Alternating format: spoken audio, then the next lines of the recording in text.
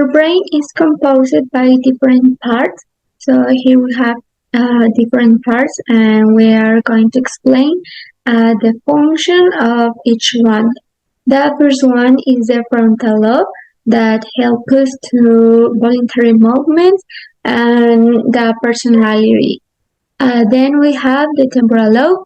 In this part is controlled and used the emotion or different emotion in different situations and the memory to remember different things. And then we have the poise, and it is a pretty important part because it helps us with the sleep regulation. The next one is the medulla oblongata. In this part is composed by the heartbeat, the blood pressure in our hair, and the breathing and the control of the breathing. And we have the pituitary gland that create the secretion of hormones. That is the testosterone and estrogen. Parts and functions. We have the parietal lobe that it has the function of the sensor center, pain, pressure, the sight, smell, touch, and hearing taste. The corpus callosum that is a bridge between the right and left hemisphere. The occipital lobe has the function the center of vision, color class, and face recognition. The cerebellum, it has the functions that maintain the balance, coordination, movement, and motor learning. And the spinal cord, it has the function the sensor information and coordinate reflexes. Now I'm talking about the Broca's area and Wernicke's area.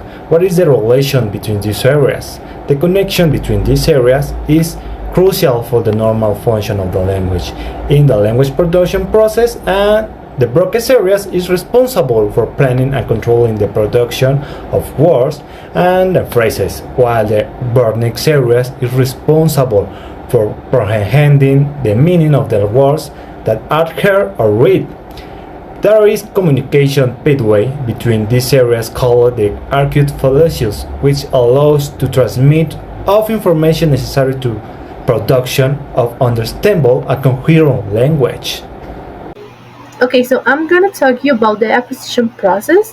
The acquisition process is the capacity that we as humans have to perceive and produce and use different vocabulary acquired of the target language and use it to communicate. There are many stages in childhood language acquisition. One of them is crying, which is just like a vocal response that they have to convey the basic physical needs like eat or something. Then we have cooing and babbling. All of these are just vocalization in which they say like short vowels or long vowels and that. But what about the other stages that we have in the childhood process of acquisition? Well, we have the alloplastic, first sentences telegraphic, and the normal speech. All of these stages are related to the formulation of sentences, of words, like when they connect better the words. And finally, the critical period. This period is like when the adolescence starts, and is when it's like is difficult. It's more difficult for the person to start acquiring the vocabulary and the language in its own. So that is like the period in which a person can no longer master the learning of a language. Okay, I'm going to talk about the comprehension. Well, after many studies, it was demonstrated that it is impossible to establish a real moment for the beginning of the comprehension.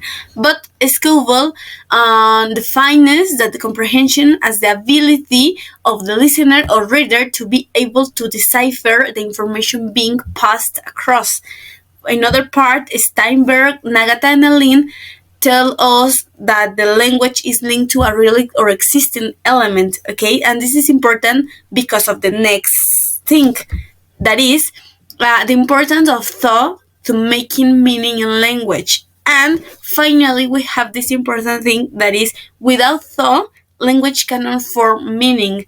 So we saw with this that the meaning and the thought are connected to create the language, okay? They have to be together to create language and a meaning. And that's all for my part. The language production is divided in three. The first is easy of observability of reference, whether an object, situation, or event is or not easily observed by the child. Is essential for learning. The more easily a child can see or hear or otherwise experience the reference. For example, seeing a dog, smelling a cookie, hearing a car, feeling hungry, the more likely are such reference. Variable 2, meaningfulness of reference. It's about reference objects, situations, and events that are of interest to the child and about which the child desires to communicate. We will be learn faster than those that like such interest. It is only natural that the child will remember the more highly meaningful reference. The variable 3 is distinctiveness of the sound signal that indicates the reference. In order to learn a morpheme beside the observability and meaningfulness of reference, it's essential that the child be able to identify the speech sound that signal that morphemes. The next is the later speech stage, rule formation, for negatives and other complex structures. With the production of longer utterance, simple structures are elaborated to yield more complex ones. Rules are used here in a general sense and may be interpreted as principles, parameters, and limits.